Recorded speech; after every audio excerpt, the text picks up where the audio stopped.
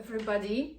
Today I decided to give some updates from the last week where I was so glad to participate in Startup Boston Week event, which is actually taking place at Suffolk University, just in the Boston, which I had pleasure to visit last year, being in Boston for entrepreneurial personal trip.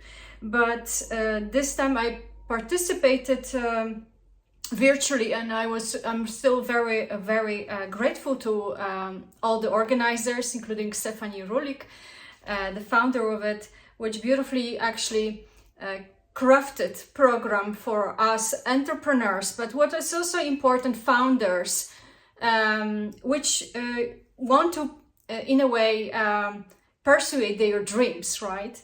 And my startup actually, without really doubt, carries this tagline, dream, dare, do, collaborate, innovate, learn the agile way. And today I'd like to give you for the first time, because there were so many sessions, some personal thoughts on one of the sessions, which was about selling your dream.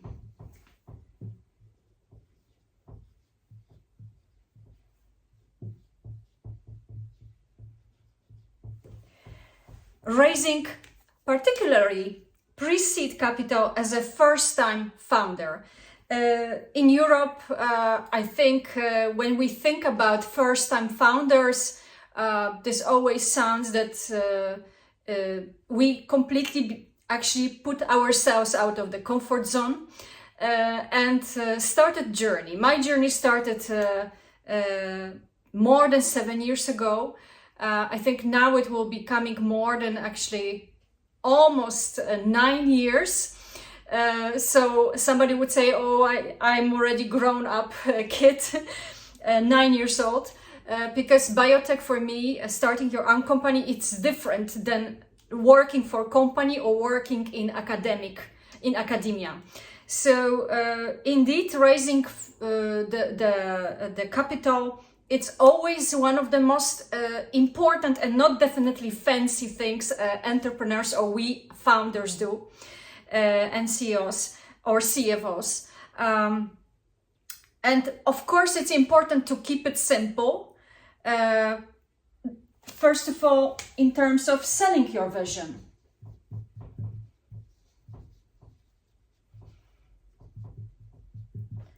I place my vision, which I had right away when I start my startup. I already thought about my vision, long-term vision, which is obviously very important for investors too. And I put it on my website, so you're very happy to take a look there. But another thing which came across this great, I would say, webinar with a very, I think, already established practitioners, which I will introduce in a moment, was that you have to really also think about crafting your pitch deck. And of course, everybody is excited about ChatGPT or AI presentation software, which is doing it. But I think if you want to stay authentic, of course, you can use AI tools, but deep down, it's all about you. It's all about your journey. It's all about your motivation. And I think this is important part when investors want to really understand who you are, is to also tell a little bit about your personal journey, personal motivation, what was behind to actually start this company and create this vision, what was behind this vision.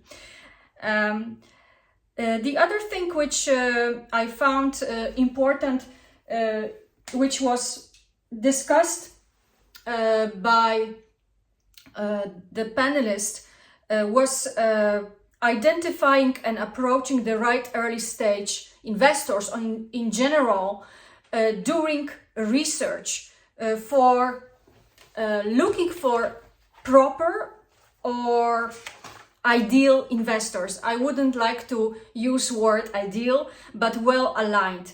So doing research, meaning it's also actively networking, participating in speed dates with different types of investors, including angels investors, joining platforms for investors. First of all, to become visible for investors with ready to see pitch deck, ready to see the story, and obviously thinking about what is the right investor for me. So building, which actually speakers talked about, investor profile.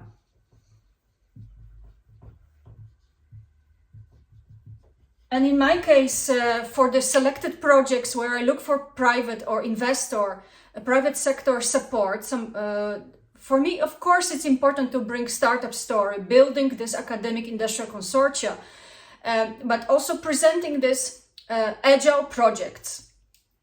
Short-term projects which are minimizing risk, which have relatively modest amount to ask for.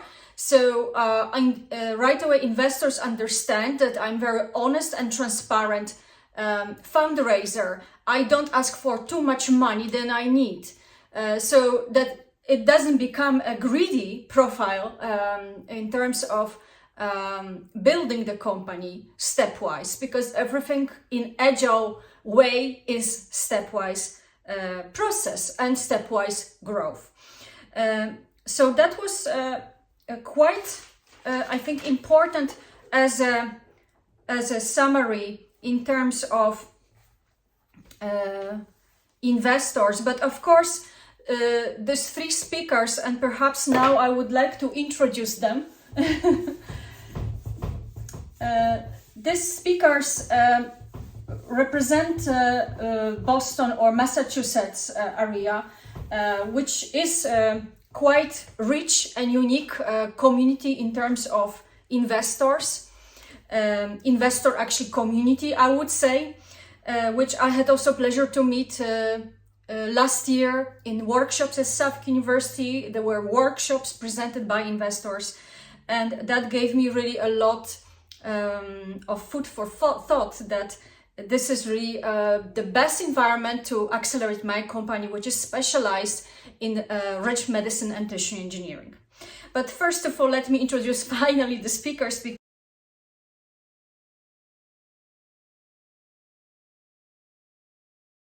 because I think I can give you a link in if you would like to contact them, but also I'd like to also present shortly what they created as entrepreneurs, but also found raisers. So first of them is Alison Byers, and I will put it.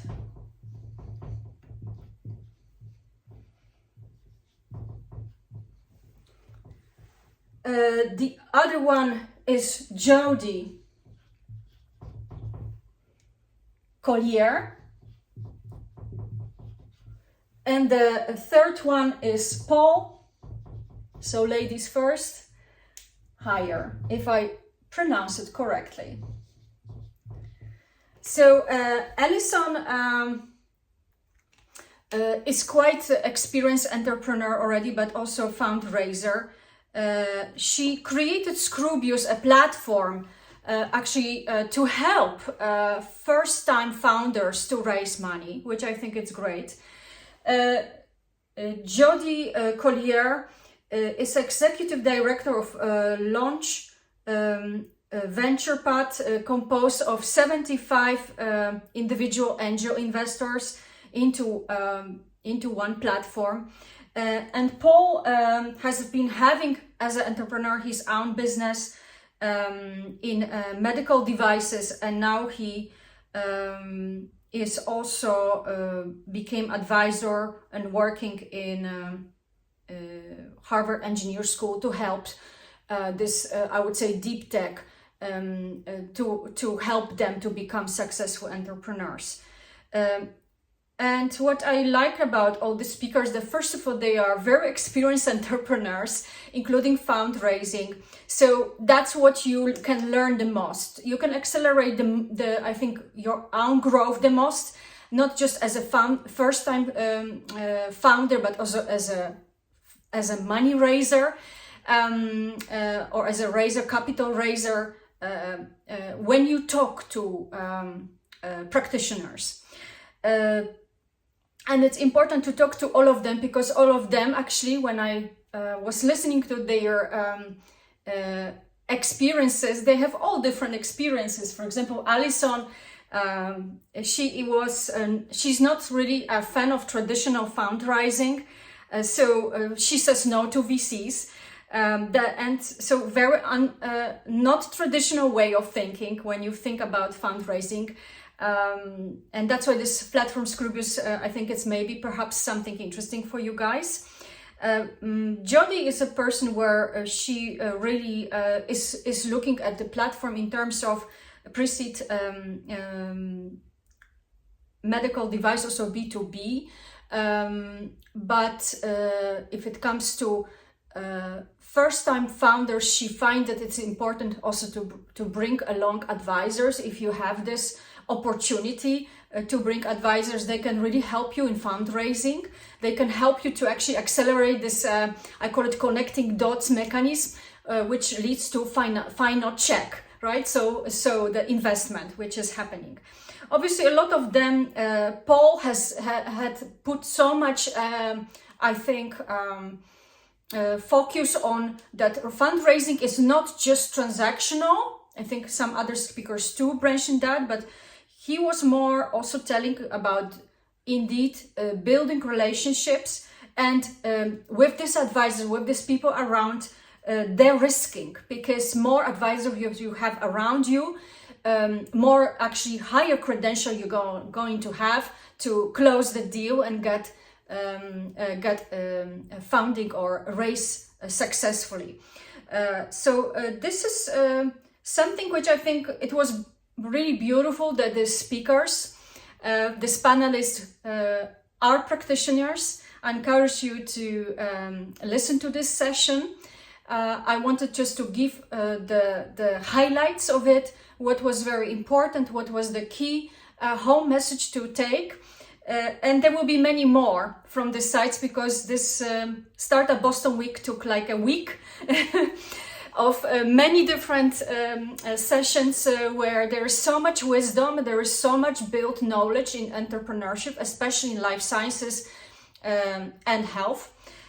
So I will continue to present to you highlights, but I would like to again thank Alison Byers, Jodie Collier and Paul Heyer for sharing her precious, valuable experience and helping us, founders, fundraisers, in ending in the sweet spot, which is successful fundraising to grow, obviously, your company, but also grow your innovative portfolio. In my case, collaborative, agile, interdisciplinary portfolio together with universities and industry.